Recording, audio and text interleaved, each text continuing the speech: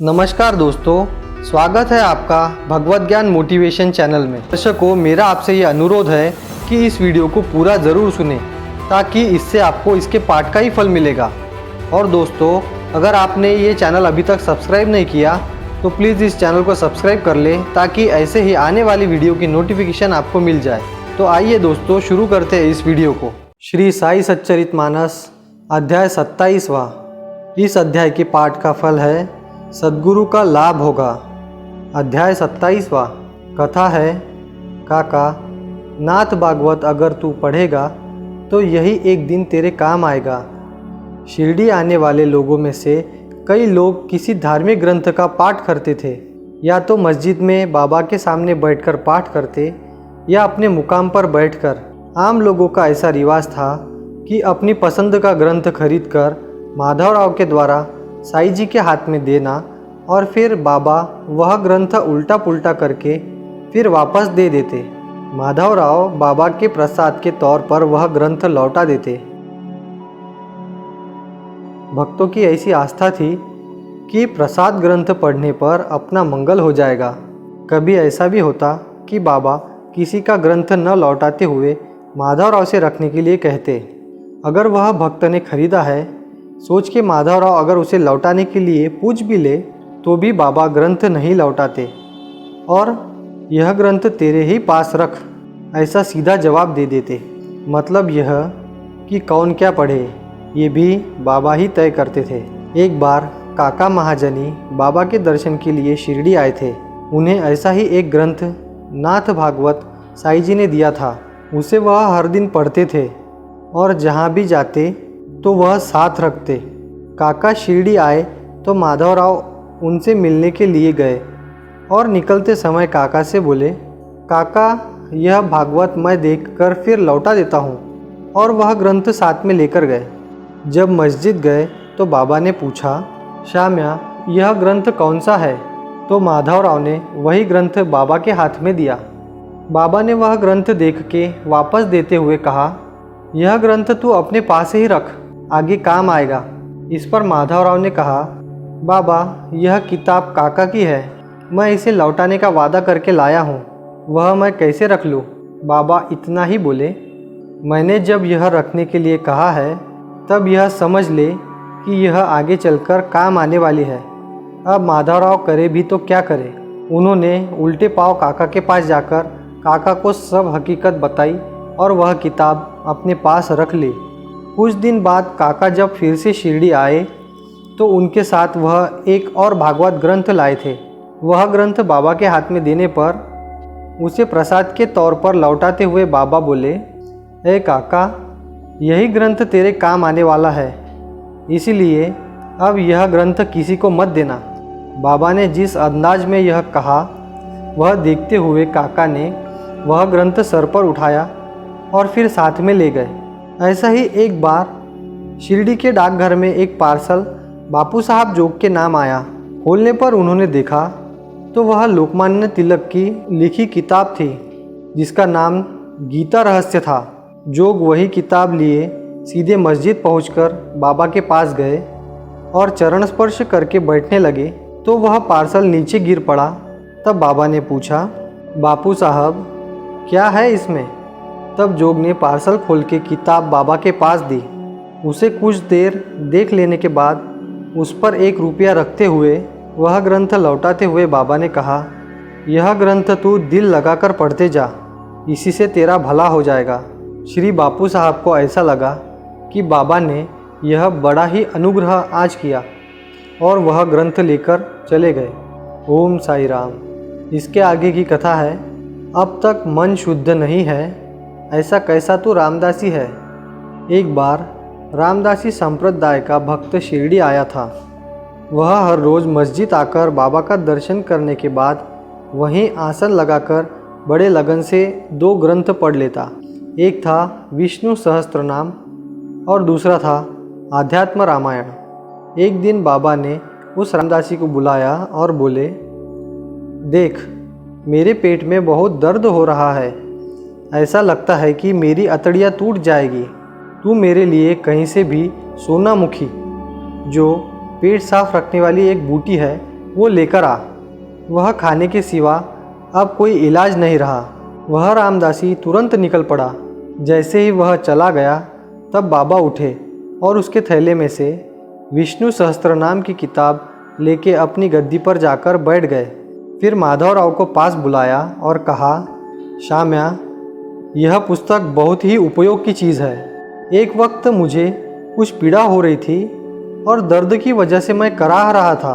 तब दिल की धड़कन भी तेज हो गई और जान बचाने का कोई रास्ता न सूझा। ऐसी कठिन हालत में इसी ग्रंथ ने मुझे बचाया। श्याम्या, मैं इस ग्रंथ के बारे में क्या कहूँ। तू भी इसे हर दिन पढ़ता जा, रोज़ थोड़ा थोड़ा पढ़ लेना। यह ग्रंथ बड़ी खुशी देने वाला है।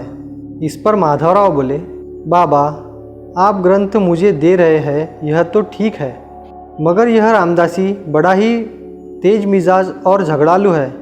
मेरे हाथ में यह किताब देखकर समझेगा कि उसकी गैर हाजिरी में मैंने ही उसका सामान उल्टा पुल्टा किया और वह मुझ पर ऐसा बरस पड़ेगा कि क्या कहूँ। एक बात और भी है, वह यह कि यह तो संस्कृत है और मैं तो साधारण पढ़ा लिखा आदमी हूँ, तो इसको शुद्ध रूप से पढ़ ना सकूँगा।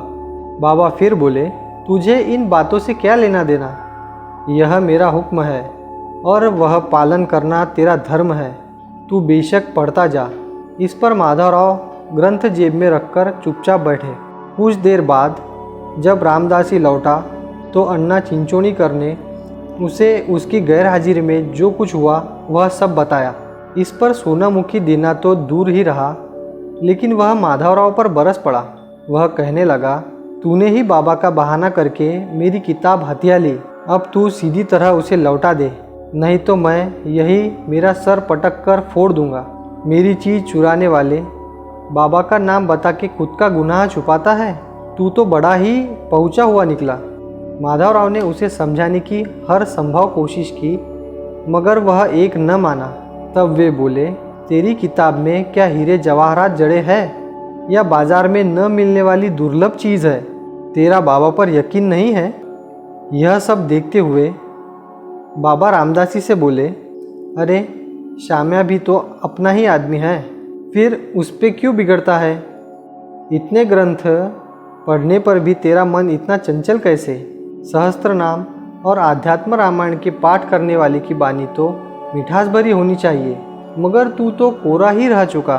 तूने संतोष रखना चाहिए, लेकिन ग्रंथ की आस अब भी तेरे मन में है। तुझे तो सबसे प्यार से मिलना चाहिए, मगर तू इस किताब के लिए उसे बुरा भला ही सुना रहा है। जा अपनी जगह पर बैठ। यह समझ लेना कि बाजार में पैसे देने पर ऐसी किताबें मिल जाएंगी, मगर आदमी का दिल दोबारा नहीं जोड़ा जाएगा। और श्याम्या, तेरी किताब पे नज़र क्यों रखेगा? मैंने ही वह उसे दे दी, यह सोचकर कि तुझे तो मुँह ज़बानी याद है, मगर अब श्याम्या भी पढ़े तो अच्छा है, उसका इसमें कोई कसूर नहीं। इस पर रामदासी चुप हो गया और माधवराव भी उसे रोज़ पढ़ने लगे। ओम साई राम। इसके आगे की कथा है, जन्म जन्म के रिश्ते नाते भक्त को मेरे पास है लाते। उन दिनों एक बहुत ही मशहूर पंडित, बहुत पढ़े हुए एक सज्जन अपने परिवार सहित शिरडी आते थे। उन्हें लोग दादा साहब खापरडे के नाम से जानते थे। वे एक जाने माने वक्ता भी थे और अपनी बानी और विद्वत्ता से उन्होंने न जाने कितनी सभाएं जीती थी। लेकिन इतना सब होते हुए वे बाबा के सामने मुंह तक न खोलते। वह बाबा की बड़ी आदब रखते। बाकी लोग तो बाबा से हंसी मजाक करते, कभी कभी तो झगड़ा भी करते, मगर खापरडे, नूलकर और बुट्टी ये तीनों भी ऐसे थे कि बाबा के सामने एकदम गूंगे बनकर रहते। मस्जिद में कदम रखते ही वे मौन हो जाते, लेकिन बाबा से उनको बेहद प्यार था। वैसे ही दादा साहब की धर्मपत्नी भी बाबा में अटूट श्रद्धा रखती थी। वह हर रोज़ बाबा के लिए खाना बनाकर लाती और बाबा के खाने के बाद ही खुद खाना खा लेती। यह नियम उसका टूटा नहीं, मानो बाबा को उसने अपने भक्ति भाव से बस में कर रखा था। हमेशा की तरह एक दिन वह खाना ले आई तो बाबा बड़ी बेसब्री से उठकर उसे खाने लगे। देखते ही देखते उन्होंने सब थाली सफाचट कर दी। यह देखते हुए दादा साहब की पत्नी भी आनंदित हो गई। यह सब देखकर माधवराव ने पूछा, बाबा, एक बात मेरी समझ में नहीं आती कि भक्त लोग तरह तरह के पकवान के साथ थालियाँ भर के लाते हैं। कई बार तो वे वैसे ही पड़ी रहती है, कई बार किसी की चांदी की थाली भी आप फेंक देते हैं, मगर इस माता जी का खाना आप बड़े चाव से खाते हैं। आपके मन में यह फ़र्क होने की वजह क्या है? आप इस पर इतने मेहरबान क्यों है? इसका राज आप ही हमें बताइए। साईं बाबा मुस्कुराकर बोले, शाम्या, अरे इस खाने की महत्ता तुझसे क्या कहूँ। यह औरत एक जन्म में एक बनिया के घर में गाय थी, बहुत दूध देने वाली थी। उसके बाद वह एक क्षत्रिय के घर में पैदा हुई और उस बनिए की बीवी हुई। फिर वह ब्राह्मण के घर जन्मी और एक लंबी मुद्दत के बाद मैंने इसे देखा तो बड़े प्यार से मैं इसके हाथ का खाना खाता हूँ। यह सुन के माधवराव चकित हो गए। वह जानते थे कि कोई भी बिना पहली जान पहचान के बाबा के पास नहीं आएगा। खाना खाने के बाद जब बाबा गद्दी पे बैठे तो दादा साहब की पत्नी ने उनके पैर दबाना शुरू किया। तब बाबा भी उसके हाथ हाथ में लेकर सहलाने लगे। यह देखकर माधवराव कहने लगे, आज देवता को भक्त की सेवा करता हुआ देख रहा हूँ, चलने दीजिए, बड़ा आनंद मिल रहा है। उसी वक्त श्री साईं जी ने उसे हाथ में हाथ रखकर ही राजा राम मंत्र दिया और कहा, यह नाम बहुत पावन है, तू इसे लगातार पढ़ती जा, तेरा मन शांत होगा, जीना सफल हो जाएगा और तेरा मंगल ही मंगल होगा। यह सुनकर दादा साहब की पत्नी खुशी के साथ लौट गई। इसी प्रकार यहाँ पर श्री साई सच्चरितमानस ग्रंथ का 27वां अध्याय पूरा हुआ। दोस्तों, ये वीडियो अच्छा लगे तो लाइक और कमेंट ज़रूर करें। अगर आप इस चैनल पर नए हैं तो चैनल को सब्सक्राइब करके नोटिफिकेशन बेल के ऑल पर क्लिक कर दें ताकि आने वाली ऐसे ही वीडियो की नोटिफिकेशन आपको मिल जाए। ओम साई राम।